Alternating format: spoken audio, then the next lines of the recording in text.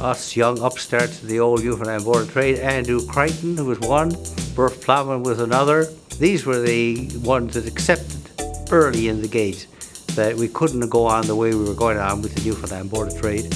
John Murphy at that time had been the president of the Newfoundland Board of Trade, and he appointed me as a chairman of a restructuring committee to see what we could do with the declining resources of the Newfoundland Board of Trade and the changing scene that was coming on.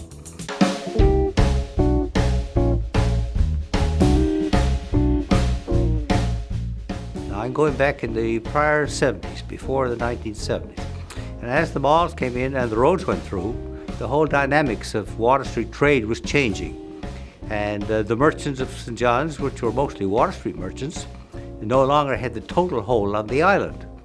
So that was the drastic change that was coming.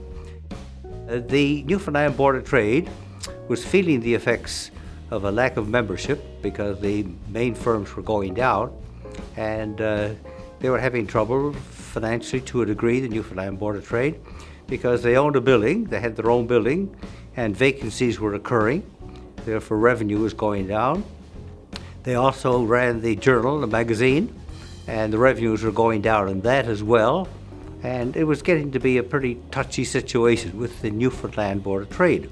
Eventually we had the help of the Canadian Chamber of Commerce. The Chamber of Commerce thought the best option we had was to start a St. John's Board of Trade. It was controversy at that time because there was still 27 presidents of the Newfoundland Board of Trade still around. So there was quite a bit of controversy over starting a new St. John's Board of Trade, because the old Newfoundland Board had served its purpose. So I went to see Sir Leonard Outerbridge, who was a member of the Board of Trade, and he had been Lieutenant Governor of the province. And I spent an hour with him, and I convinced him, he accepted the fact that this was the right option and the right way to go. So he called the meeting of the Newfoundland Board of Trade, and the members and Canadian Chamber of Commerce directors came down.